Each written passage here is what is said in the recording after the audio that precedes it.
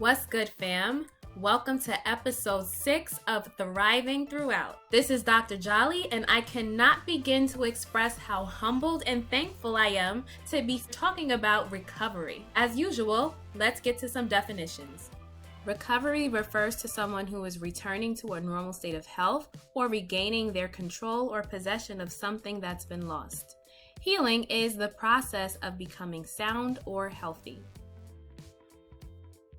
So I started this series because I noticed that we are dealing with a lot of trauma in our community. We're having very strong reactions to not only what's been going on in the world, but toward each other and how we handle our collective grief and trauma. I know I spent the last 5 episodes talking about different types of trauma and how it affects us in different ways, but my main goal was to get here where we could start to talk about recovery and then thriving. My goal was for us to move past surviving through, but we want to get to a place where we are healing even as we're taking hits. It's hard to recover when you don't really have an equilibrium to start from. Unfortunately, for the last 500 years, we have not been dealing with a normal situation as Black Americans. So it's hard to view recovery as a return to normal if we don't know what normal looks like and what it will take to get there.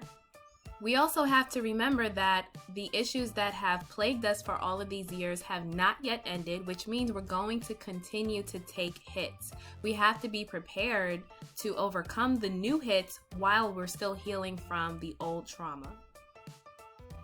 The first thing I want us to remember about ourselves and each other is that patience is of the essence. There is no healing or recovery, physically or emotional, that happens overnight. And it's certainly not going to happen after 500 years of oppressive and abusive acts. Just like trauma looks different on everyone, recovery looks different on everyone. If you go back to episode 1, one of the things we tend to do is over-criticize and over-correct one another when we feel that someone is not in line with how we feel we should be responding as a community. When we fail to have patience and compassion for each other, we're actually denying ourselves our own humanity. Bottom line, healing takes time. It takes an instant for a trauma to occur, but the healing and moving on takes a really long time, especially when you add in cultural and intergenerational trauma. There's no one set path or formula to healing. Everybody's different. Trauma affects everybody in different ways, and therefore they move on in different ways. It's not up to us to dictate what's the right way or the wrong way. No one else has the right to tell you how to heal, how to respond, or how to deal. As painful as it can be from time to time, it's not up to us to dictate how somebody else heals and deals with their own trauma. So how do we show patience for each other? We have to focus on language. Using person-centered and situation-specific language allows us to stay in the moment and not define an entire person or a generation by one behavior or event. We often unintentionally define or identify ourselves based on the language that we use. Like it or not, language plays a huge role in how we perceive the world around us, the behaviors that we engage in, and therefore how we will recover from a trauma. When we're honest with each other and use affirming language, we are able to effectively establish healthy boundaries as well as support and promote recovery in each other and ourselves.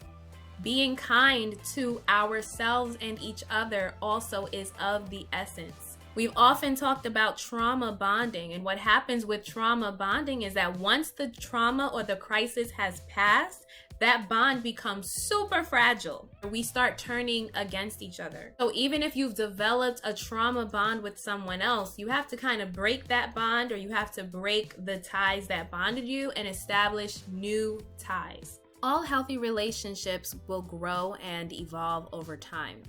Review some of your old relationships, including family and friendships. Identify if this is a healthy relationship, and if not, whether or not it can be salvaged by developing some healthier relationship habits. Nobody's perfect and no relationship will be perfect, but we can always look to improve and be better. So you might have to reevaluate. You might have to look at some of your friendships and your relationships and say, okay, why are we friends? Are there actual redeeming and strengthening qualities that will allow this relationship to continue, and we learn to build upon that? You do have the right to seek help and receive help, compassion, and support.